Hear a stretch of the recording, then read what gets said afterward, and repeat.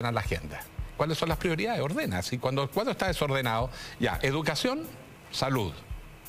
Yo creo que son dos. Seguridad ciudadana, tres cosas. Y necesitamos un proyecto de desarrollo de largo plazo, porque aunque la gente sintiera que hoy día las cosas se están echando a perder, porque miren para el mundo lo que está pasando. Están cayendo las bolsas en Asia, en Europa. Estados Unidos se está salvando un poquito más, pero también con restricciones y limitaciones. Entonces tenemos que mirar el mundo cómo se está moviendo para saber dónde están las oportunidades nuestras y poner políticas públicas para incentivar y apoyar a los privados en el copamiento de las nuevas oportunidades que se abren en los mercados. Apoyarlos más, porque este es un país que se caracteriza por apoyar mucho a los privados. Lo que pasa es que estamos en una crisis de modelo. Yo creo que en Chile está pasando el fin del ciclo de las materias primas y del cobre, el superciclo, como se llamó, se acabó. Entonces el país tiene que reajustarse. Tiene que hacer una reestructuración económica.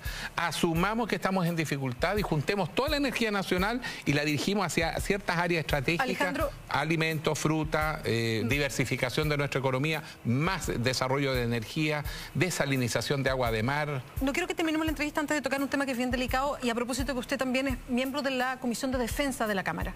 Hay un caso que se conoció hace poco que lo tituló así el Clinic, el Milico Gate, a propósito de platas que eran platas que están emposadas en este fondo de reservado del cobre para las Fuerzas Armadas y que hicieron cosas. Eso está en investigación, no me quiero referir a eso en particular, pero ¿cuánto hay de idea, por ejemplo, de meterse más en proyectos que ya han sido presentados en gobiernos anteriores para ver bien lo que pasa con esta plata emposada que hay, que es estos la ley reservada al cobre? Ley reservada al cobre para las Fuerzas Armadas, porque cuando estamos en estos escenarios complejos y hay que mirar el futuro, uno dice, bueno, ahí hay una plata emposada que podría servir para otros destinos, que viene con una ley de hace mucho tiempo y con otra óptica. Y aprovecho el tiro del envión.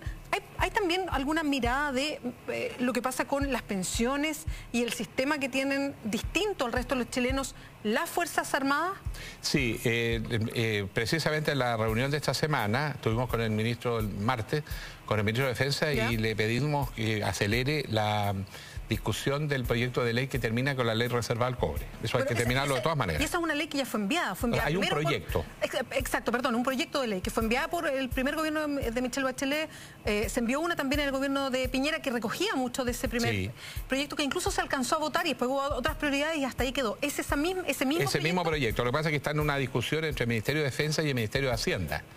Y no se han terminado de poner de acuerdo, y tengo la sospecha que tiene que ver con que el Ministerio de Hacienda quiere poner más énfasis en sacar plata para otros fines, y el Ministerio de Defensa tiene que asegurar que Chile tenga condiciones disuasivas frente a los vecinos. O sea, asegurarle un piso igual a las Fuerzas Armadas. Porque el tema de la defensa nacional nadie reclama hasta que estamos en peligro. Perdón, no estamos en una buena situación con los países vecinos. Bueno, lo sabemos que estamos incluso internacionales. Estamos aislados internacionalmente, estamos con los vecinos muy agresivos, por lo tanto tenemos que manejarnos en dos niveles.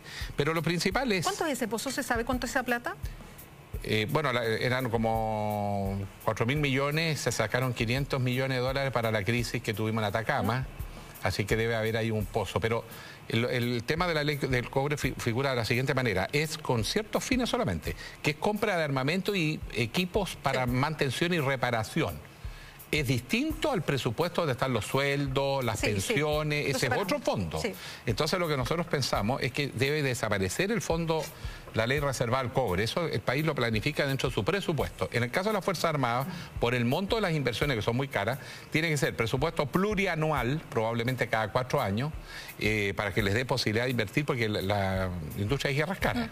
Y en segundo lugar, necesitamos tener un fondo de contingencia para situaciones críticas, pero que además se utilizan con otros fines, porque la seguridad de un país no es solo la seguridad bélica frente a un enemigo externo, sino una tragedia nacional, una catástrofe. Bueno, como hemos vivido tantas. Como hemos vivido tanto. Entonces las Fuerzas Armadas juegan un rol importante. Segundo, las Fuerzas Armadas tienen que justificar más la pega, por decirlo así, quiero explicarme bien, y debemos incorporarla a muchas otras funciones, sin prejuicio, en la protección del país. Por ejemplo, las Fuerzas Armadas son claves y se han demostrado altamente eficientes en catástrofes naturales, en terremotos, emergencias, sequía, inundaciones, no aseguran conectividad, mueven sus equipos. Por eso que además se está trabajando mucho para que la adquisición de material de las Fuerzas Armadas tenga polifuncionalidad.